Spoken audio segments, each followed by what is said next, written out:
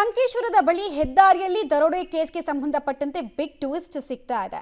Case ಕೊಟ್ಟು ಅಂಧರಾದವರು ಇದೀಗ ಬಾಹರಾಗಿದ್ದಾರೆ. ದರೋಡೆ ಮಾಡಿ ಎಸ್ಕೇಪ್ ಆಗಿ ಸೇಫ್ ಆದ್ವಿ ಅಂತ ಅಂತಿದ್ದವರು ಪೊಲೀಸರ ಹೆಡ್ಡಕ್ ಬಿದ್ದಿದ್ದಾರೆ. ಇದಕ್ಕೆ ಸಂಬಂಧಪಟ್ಟಂತಹ ಡೀಟೇಲ್ಸ್ ಒಂದೊಂದಾಗಿ ನೋಡ್ತಾ ಹೋಗೋಣ.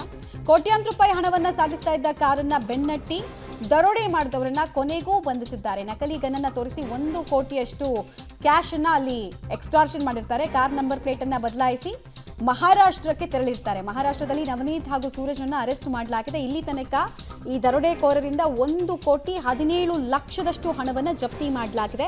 ಹಣ ಕಳೆದುಕೊಂಡ ಮಾಲೀಕ ಭರತ್ ಹಾಗೂ ಮಾಜಿ ಡ್ರೈವರ್ ಅನ್ನ ಕೂಡ ಪೊಲೀಸರು ವಶಕ್ಕೆ ತೆಗೆದುಕೊಂಡಿದ್ದಾರೆ. ಬಿಕಾಸ್ ಇವರ ಪಾತ್ರಕ್ಕೆ ಸಂಬಂಧಪಟ್ಟಂತೆ ಕೂಡ ಪ್ರಾಥಮಿಕ ಸಾಕ್ಷಿಗಳು ಸಿಕ್ಕಿದೆ. ಹಾಗೂ ರಿಕವರಿ ಮಾಡಿಕೊಂಡಂತಹ ಹಣ ಕೂಡ ಸದ್ಯಕ್ಕೆ ಪೊಲೀಸರ ವಶದಲ್ಲಿದೆ. ಘಟನೆ ಕುರಿತು ಸಂಕೇಶ್ವರ ಪೊಲೀಸ್ ಠಾಣೆಯಲ್ಲಿ ಕಾರು ಚಾಲಕ ಆರಿಫ್ ಅನ್ನೋರು ದೂರು ದಾಖಲಿಸಿರ್ತಾರೆ. ತನಿಖೆ ನಡೆಸಿ ಕಾರಿಗಾಗಿ ಸಂಕೇಶ್ವರ ಠಾಣೆ ಪೊಲೀಸರು ತನಿಖೆಯನ್ನು ನಡೆಸ್ತಾ ಇರ್ತಾರೆ.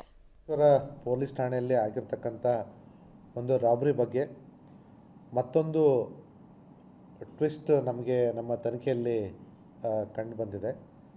ನಾವು ಈಗಾಗಲೇ ಹೇಳಿದಾಗೆ ಆ ರಾಬರಿ ಆಗಿರ್ತಕ್ಕಂಥ ವಾಹನದಲ್ಲಿ ವೆನ್ಯೂ ವಾಹನದಲ್ಲಿ ಇದ್ದಂಥ ಮೂರು ಜನರನ್ನು ನಾವು ಈ ಮುಂಚೆ ನಮ್ಮ ಸಂಶಯಾಸ್ಪದ ವ್ಯಕ್ತಿಗಳು ಅಂತ ಹೇಳಿ ಆರೋಪಿಗಳು ಅಂತ ಅಂದ್ಕೊಂಡು ಅವ್ರನ್ನ ನಾವು ತನಿಖೆ ಮಾಡ್ತಾಯಿದ್ವಿ. ಆರಿಫ್, ಸೂರಜ್ ಮತ್ತು ಅಜಯ್ ಅಂತ ಹೇಳಿ ನಮ್ಮ ತನಿಖೆಯಲ್ಲಿ ಮುಂದಿನ ಯಾಕಂದರೆ ನಮಗೆ